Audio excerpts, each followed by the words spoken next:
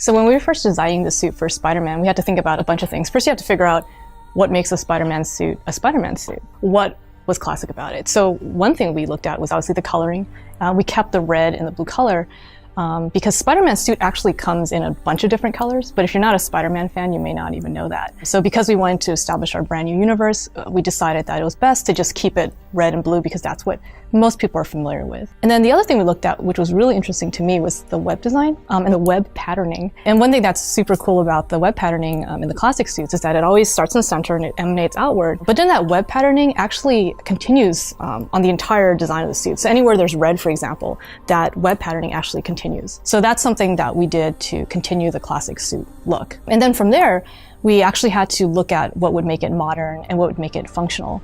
And one of the things I looked at was, what a 23-year-old would be using as his inspiration when he's creating a suit. So a couple things that we did was we looked at athletic gear. So if you think about how functional athletic gear is and like what it does to support you, what it does to allow flexibility, that's the same type of logic we apply to the suit. So if you look at our suit, you'll see that there's a lot of paneling that might be similar to something you find in athletic gear. We also looked, for example, at athletic shoes. So you'll see that one of the main things that's different about our suit, that's different than the classic suit, is that there's no longer a red boot. And that's because if you're a 23-year-old, you very much probably are not going to want to wear a red boot. It's not something that it would be cool. We thought an athletic shoe would be more appropriate for someone who's that age. The other thing we did was, in looking at sports gear, was just trying to think about the functionality of the suit. And if you look at the color blocking on the suit, you'll notice that there's actually a lot of rationale behind it. The blue is where we allow flexibility for Spider-Man, so that's where he would require the highest range of motion. Anything that's red is actually made out of a slightly thicker material, and it's what he would be using for armor reinforcement. It's where he might get hit the most, or where he might be, for example, scraping against a building when he's swinging around the city. And then we get to the white. And the white is actually like a flexible carbon fiber. So if you look really closely at it, you'll see the surfacing on it, and you can tell it's carbon fiber. That's located on his chest, it's on his gauntlets, and also on his feet. That's what he would use for, again, when he's fighting, that's where he want reinforcement. And if he's blocking, that's the other reason why you want carbon fiber in those locations. So a lot of effort went into, figuring out the rationale behind this suit.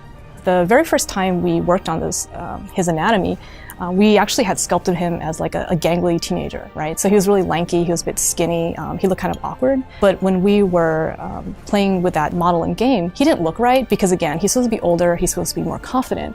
So it didn't really look right. And then we went the other way and we actually started making him look more like a linebacker or football player. And then you have this really buff, kind of heavyset person like swinging through the city, and that didn't look right either. So we finally settled on something that was a little bit more fluid, more like a fighter's build. And that's what you see in our Spider-Man, someone who's more competent, but again, more experienced. So Spider-Man is really interesting to animate because unlike a lot of superheroes who might fly, for example, or maybe has a super vehicle, he's basically the vehicle, right? So it all comes down to what he's able to do when he's swinging. And there might be the idea of like, well, you can get on a mocap stage, put a stuntman in a rope and just have him swing around and it's gonna look awesome. But that's not actually true because we actually did some funny things. For example, we had the stuntman try to crawl around as if he was stuck to a wall. And it looked cool in real life because a real human being was doing it. But when you transfer that into CG, it actually looks a bit odd. So we actually had to think about like when we would actually use mocap and when it made sense. For example, if he's on the ground and throwing a punch, that would make sense. But when he's swinging, that's not necessarily something that you can mocap. So that was something that we would hand key and maybe use a little bit of mocap. But we basically would have to craft that ourselves and add a little stylization to make it look like he's actually swinging. And then the other really cool thing about our animation is that our Spider-Man is obviously a more experienced Spider-Man. He's not just learning how to swing.